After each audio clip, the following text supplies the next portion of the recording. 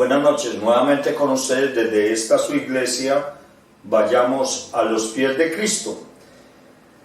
Bien, leyendo aquí la santa palabra de Dios, nuestro Padre Celestial, por medio de su amado Hijo, nuestro Señor Jesucristo, a través del Espíritu Santo, traigo a la presente un capítulo acompañada de varios versículos, señales del fin del mundo. La conferencia del día de hoy es la señal de tu venida. Me llama mucho la atención esto, lo de la señal de tu venida, es porque me permito compartir con ustedes en la siguiente exposición bíblica profundamente, donde los apóstoles le dicen a nuestro Señor Jesucristo que cuándo será eso, cuál será la señal de su venida. Entonces esto nos hace traer a nuestra memoria un recordatorio de una costumbre que era muy afinada en la cultura judía en tiempo hebreo y en el tiempo de los judíos. En el tiempo hebreo ellos pedían señales, porque ellos se acostumbraron a que tenían que ver una señal para saber que nuestro Padre Celestial estaba acompañándolos en el desierto. Y una de esas señales en el tiempo antiguo, en la existencia del pueblo hebreo, cuando salieron del pueblo de Egipto, en lo que la Biblia llama el Éxodo, estas personas, el pueblo hebreo, el pueblo de Dios, ellos pedían señales y el Señor les daba una señal. Sacaban el arca de la alianza, seguían por el desierto y aparecía una llama, y esta llama encima del arca de la alianza los iluminaba para seguir en el camino, los defendía de todos los acontecimientos nefastos que le fueran a ocurrir. Siempre salían triunfantes porque había una señal adelante de ellos, y la señal adelante de ellos era nada más y nada menos que la presencia de Dios, la gloria de Dios representada en la parte de adelante de donde ellos iban. En el arca de la alianza salía una columna de fuego. Esa era una señal. Cuando ellos veían el arca de la alianza, respetaban y sabían que ya estaba Dios con ellos. Pero la señal para ellos que estaba nuestro Padre Celestial, la presencia de Dios allí, era cuando de encima del arca de la alianza salía fuego. Bien, esa era una señal. Vemos antes de estos acontecimientos del Antiguo Testamento, en Éxodo, podemos mirar también cuando cuando el arca de Noé, que Dios prometió que él no volvería a inundar la tierra con un diluvio, y dejó el arco iris como señal de un pacto que hacía con la raza humana, que dejaré este arco iris como señal para acordarme de nunca más volver a inundar el planeta Tierra ni ahogar la humanidad con agua. Señales, señales, señales. Los fariseos, vayámonos a un tiempo presente, cuando nuestro Señor Jesucristo estuvo predicando aquí en la tierra, en el planeta Tierra, en el Medio Oriente, en el pueblo de Israel, en Jerusalén, en Judá. Nuestro Señor Jesucristo predicó, y aquellos maestros de la ley, los fariseos, le preguntaron a nuestro Señor Jesucristo: danos una señal, que tienes el poder o la autoridad para hacer esto o aquello. Y él les dijo: fariseos hipócritas, no les daré ni una señal, solamente con que sepan la señal de Jonás, que 3 días y 3 noches estuvo dentro del pez. Así estará el hombre en las profundidades de la tierra. Con esto nos quiere decir la palabra de Dios, que él le anticipó a los judíos que moriría y resucitaría al tercer día, pero les hizo saber que iba a estar cerca o en un sitio muy cerca al infierno. etcétera, etcétera. Señales, señales, señales. Como podemos ver en estos 2-3 comentarios, ejemplos que les estoy colocando hace un momento, podemos ver que los judíos tenían una cultura donde si ellos no veían señales, ellos no creían. En cambio nosotros, el pueblo de Dios, los gentiles, la iglesia, como está escrito en Romanos 10, versículo 17, el versículo 17 nos dice a nosotros y nos da a saber que nosotros ya no necesitamos señales, que así que la fe viene como el resultado del oír. El mensaje que se oye es la palabra de Cristo Jesús. Amén. Por eso en Hebreos 3:15 les recuerdo que nos dice nuestro Padre Celestial a través de su amado Hijo, nuestro Señor Jesucristo, nos recuerda por medio del Espíritu Santo en Hebreos 3:15. Escrito está, versículo 15: si ustedes oyen hoy su voz, no endurezcan su corazón como sucedió en la rebelión. Esto fue en el Antiguo Testamento, una rebelión que hizo el pueblo hebreo, y bueno, ya todos quienes conocemos la Santa Palabra de Dios sabemos a qué nos referimos. Bien, y a esto es que viene el tema en este momento. Si ustedes oyen, como escrito está en Hebreos 3:15, lo que a continuación van a escuchar sobre las señales, si ustedes, damas y caballeros que me escuchan a través de las redes sociales, si ustedes hoy oyen su voz, no endurezcan su corazón para que no vayan a tener después dificultades con lo que se nos viene encima dentro de muy poco tiempo. Amén. Porque las señales están ahí. Acompáñenme abriendo sus Biblias en el libro de Mateo, capítulo 24, versículo 1 al 5.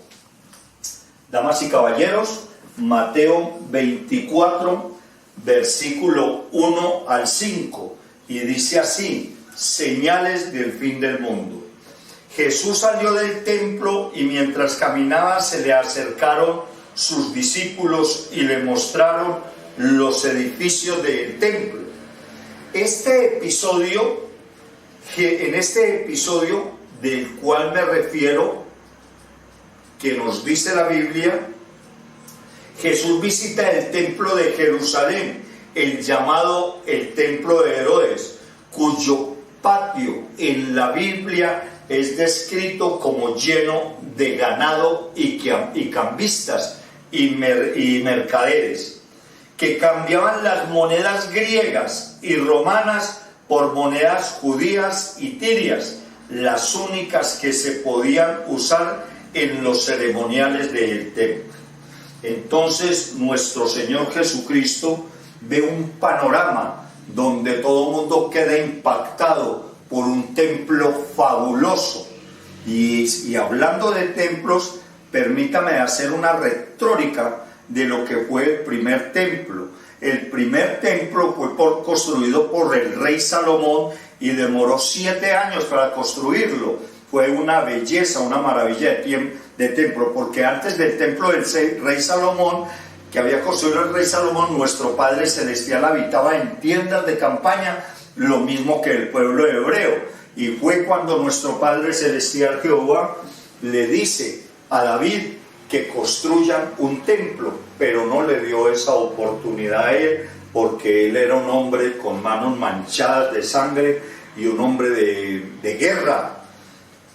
Y Dios no quería que alguien le construyera su templo aquí en el planeta Tierra con ese antecedente, pero sí le dio esa bendición a su hijo Salomón, el muy bien conocido por su sabiduría.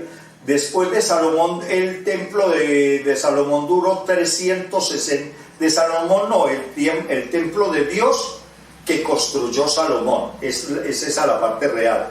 Después de eso transcurrieron 360 años.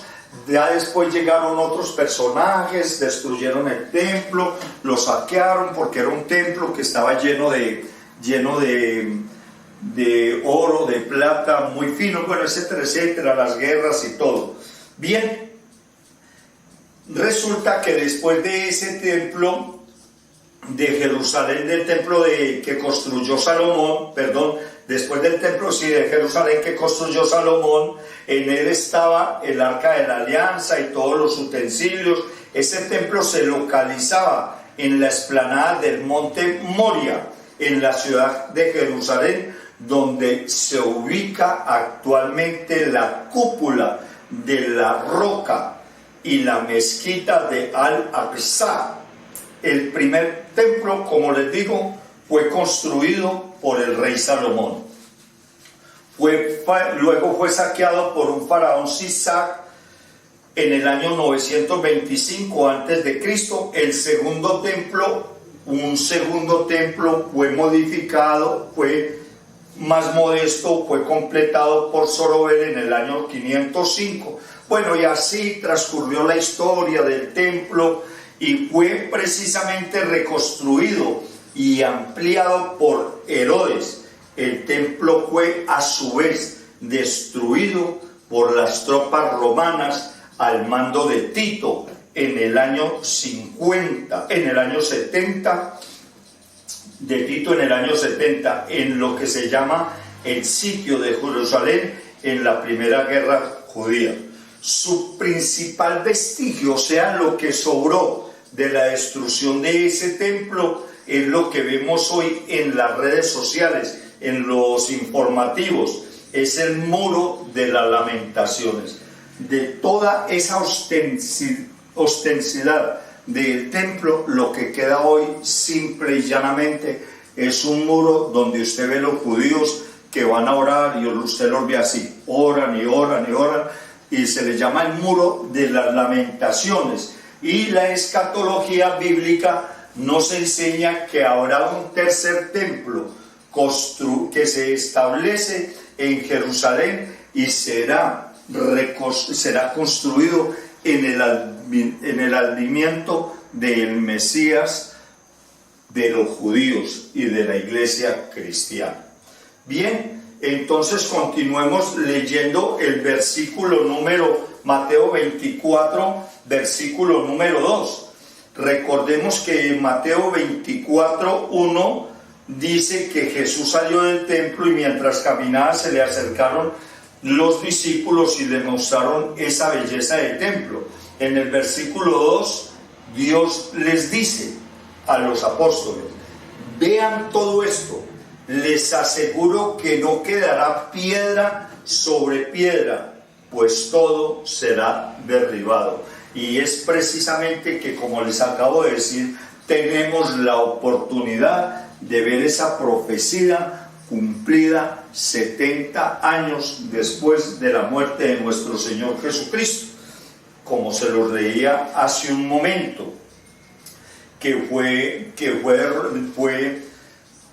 derrumbado por las tropas romanas. Bien, resulta que nuestro Señor Jesucristo analizaba y veía cómo los apóstoles estaban impactados por una estructura en material y fue cuando le mostraron para que nuestro Señor Jesucristo se impactara. Entonces nuestro Señor Jesucristo les pronosticó, les profetizó que eso sería destruido.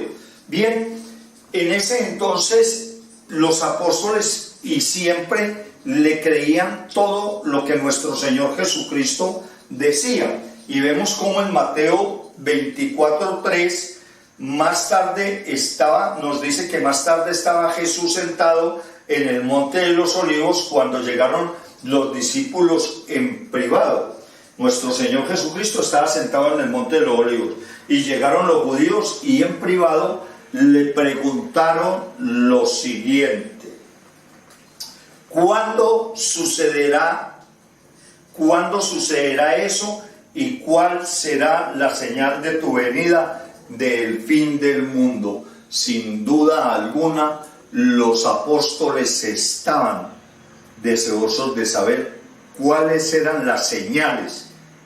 Por eso esta conferencia se llama La señal de tu venida, como lo ven en pantalla. en sus pantallas: ¿cuál será la señal de tu venida y del fin del mundo? Escrito está en Mateo 24:3. Pero miremos, analicemos Mateo 24:4, le da la respuesta. ¿Quién? Jesús a los apóstoles, y les hace la siguiente advertencia: tengan mucho cuidado, que nadie los engañe, les advirtió Jesús. Bien, aquí entramos a lo profundo de la santa palabra de Dios, donde nuestro Señor Jesucristo les da la respuesta con una serie de advertencias. Analicémoslas. Tengan cuidado que nadie los engañe, les advirtió Jesús. Versículo 5. Vendrán muchos usando mi nombre y dirán: yo soy el Cristo, y engañarán a muchos. Anticristos que enseñan la falsedad. Estas personas que andan predicando en el mundo, asegurando un mensaje profético falso, que se hacen pasar por Cristos, por nuestro Señor Jesucristo. A eso era que se refería nuestro Señor Jesucristo, que tuviéramos mucho cuidado de quienes nos estén predicando a nosotros en la iglesia. Y es que a lo largo de muchísimos, pero muchísimos años, vemos cómo han surgido una cantidad de religiones que ubican la santa palabra de Dios y la hacen propia a la interpretación de ellos. Permítanme recordarles una cita bíblica muy importante. Está en Primera de Pedro, está en Segunda de Pedro 1:29, y así dice la Escritura. Repito la cita bíblica, damas y caballeros. En Segunda de Pedro, la corrijo, Segunda de Pedro 1:20 y 21. Repito en corrección la cita bíblica. Segunda de Pedro 1:20 y 21, y nos dice así: ante todo, tengan muy presente que ninguna profecía de la Escritura surge de la interpretación particular de nadie. Quiere decir que quienes predicamos la palabra no podemos andar diciendo: es que a mí me parece, yo creo, tal vez, puede ser, quién sabe.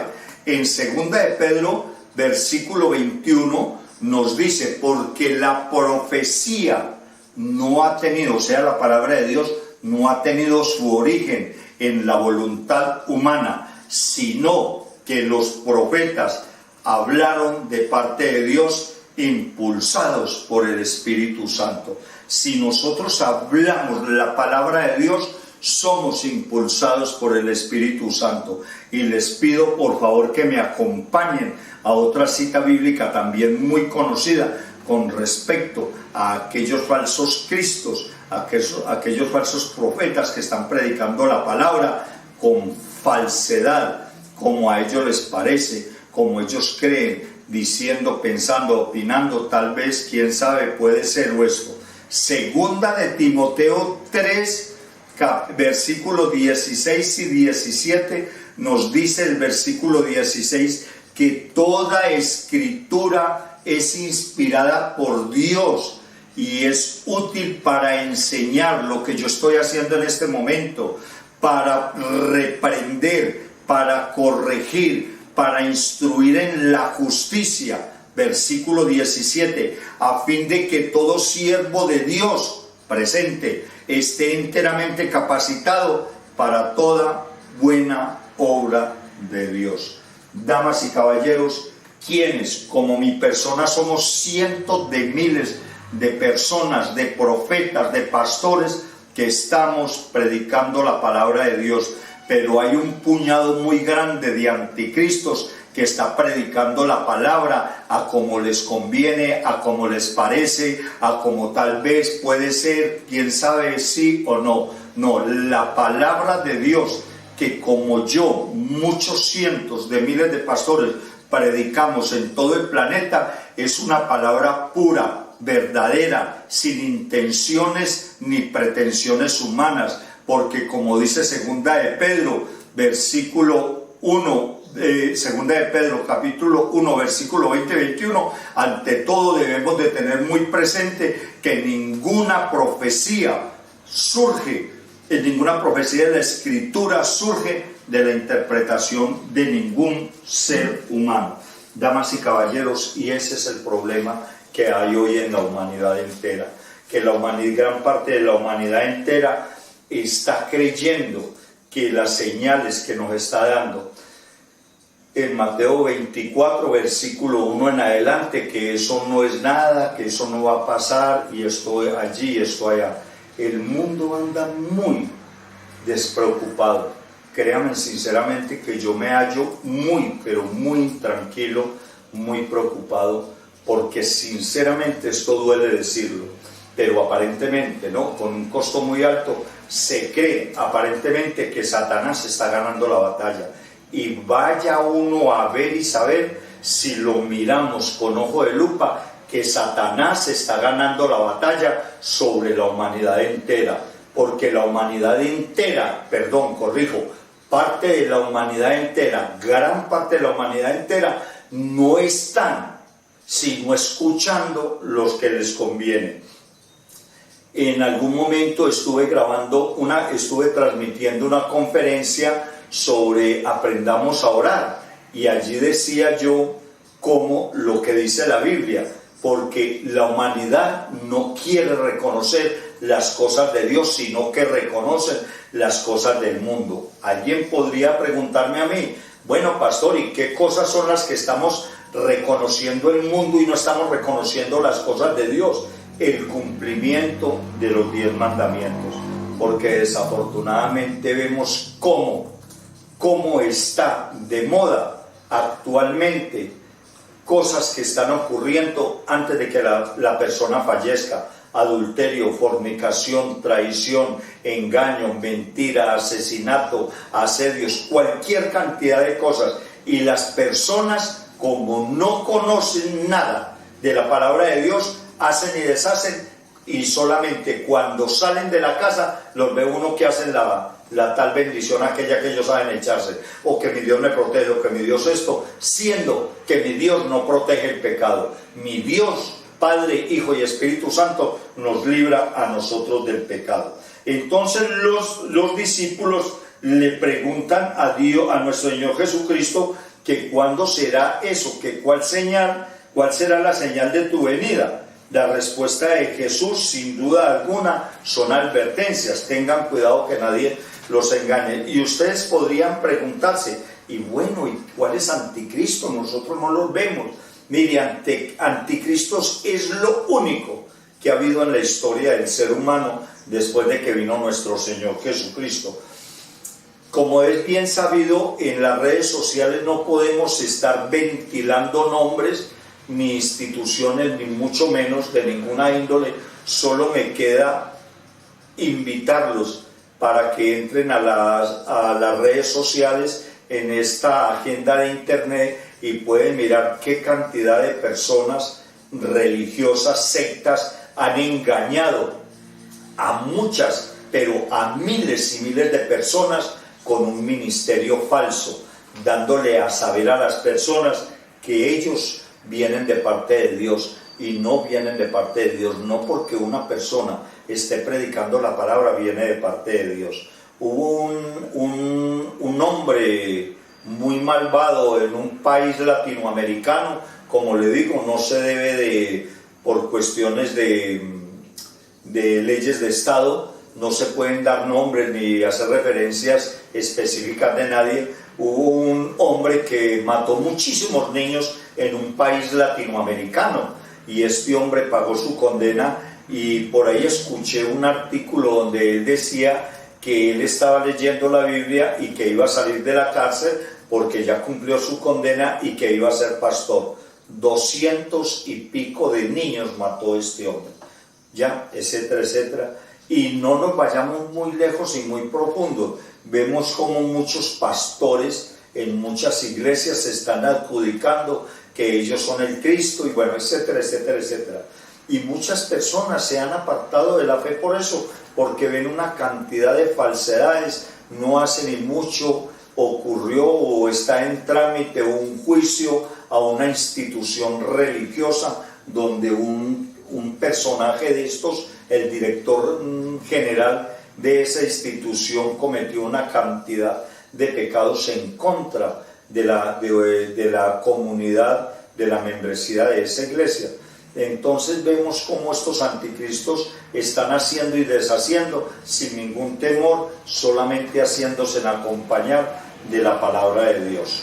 Bien, bueno, a eso era lo que se refería nuestro Señor Jesucristo, y quiero enfatizar mucho en estos puntos porque es que las personas andan muy tranquilas, andan creyendo que es que nosotros nacemos, crecemos, nos reproducimos, morimos y no pasa nada, y no quieren saber y no están enterados de que las consecuencias de todos nuestros actos o todos los actos malignos de que comete el ser humano en contra de él mismo y violando las leyes de Dios, esas consecuencias se pagan aquí en la tierra antes de morirnos.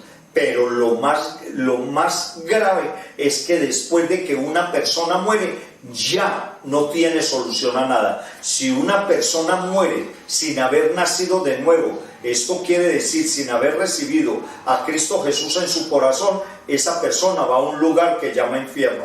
Ese no es el tema en este momento. El punto específico en este momento es que nosotros debemos de empezar a creer y a ver las señales que hay en este presente para estos tiempos, porque la hora final ya está, nos lo dice la Biblia. Versículo 5 de Mateo 24. Vendrán muchos usando mi nombre y dirán, yo soy el Cristo, y engañarán a muchos. Eso es lo que les acabo de explicar hace un momento. Bien, damas y caballeros, vayamos a segunda de Tesalonicenses, donde nos habla de la manifestación del juicio del malvado. A continuación, ¿en cuál será la señal de tu venida? Parte 2.